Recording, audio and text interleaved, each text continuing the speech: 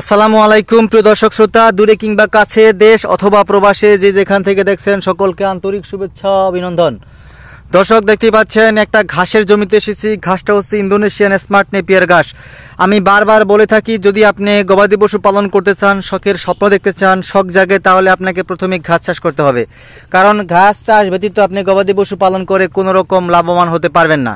আর আমরা কাটিং উদ্যোক্তারা, খামারিরা সবসময় সর্বদা নতুন পুরাতন খামারিদের ঘাস চাষে উদ্বুদ্ধ করে থাকি। কারণ কাঁচা ঘাস গবাদি পশুর প্রধান খাদ্য। কাঁচা ঘাস না হলে আপনি কোনো ক্রমেই টিকতে পারবেন না। বর্তমান যুগে দানাদার খাদ্য, ভুসি, বিভিন্ন মেডিসিনের খুবই মূল্য।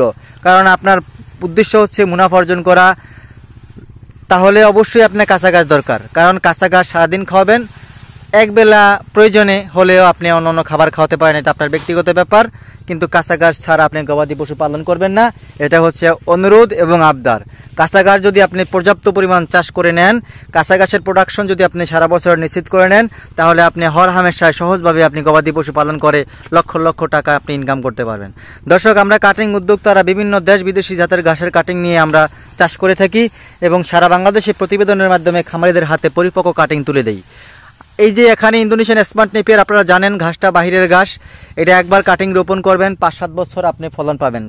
যত কাটবেন তত বেশি প্রোডাকশন বাড়বে।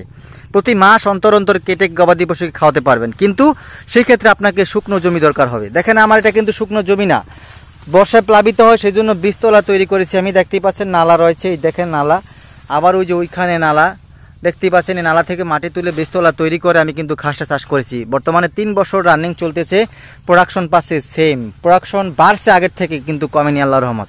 স্বল্প পরিচর্যায় হিউজ পরিমাণ প্রোডাকশন, বিশাল প্রোডাকশন। দর্শক, নতুন পুরাতন খামারি ভাইরা, আপনারা যত মন চায় তত গবাদি পশু পালন করবেন, কোনো সমস্যা নাই। কিন্তু আপনাকে প্রথমে ঘাস চাষ করে নিতে হবে।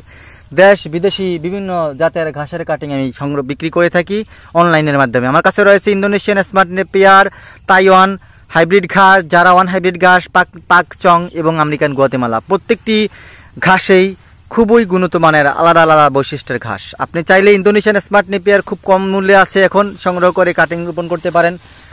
22-25% প্রোটিন সমৃদ্ধ ঘাস, সবচাইতে পাতা বিশিষ্ট ঘাস। বিশ্বের মধ্যে এত বেশি পাতা বিশিষ্ট ঘাস আর একটাও নেই, শুধু ইন্দোনেশিয়ান স্মার্ট নেপিয়ার রয়েছে। দর্শক, পরিপক্ক কাটিং বিক্রি চলছে। দেখেন, আমি নতুন সবেমাত্র ঘাস কেটা শুরু করছি নতুন একটা জমি থেকে। এখন এই মাস কুরবানির ঈদ শেষ হলো, এই মাস ভরপুর কাটিং বিক্রি করব খুবই স্বল্প মূল্যে, অফার মূল্যে। চাইলে স্ক্রিনে দেওয়া নাম্বারে যোগাযোগ করে কাটিং সংগ্রহ করুন। ইন্দোনেশিয়ান স্মার্ট নেপিয়ারের সবচাইতে পাতাযুক্ত ঘাস ইন্দোনেশিয়ান স্মার্ট নেপিয়ার ঘাসের।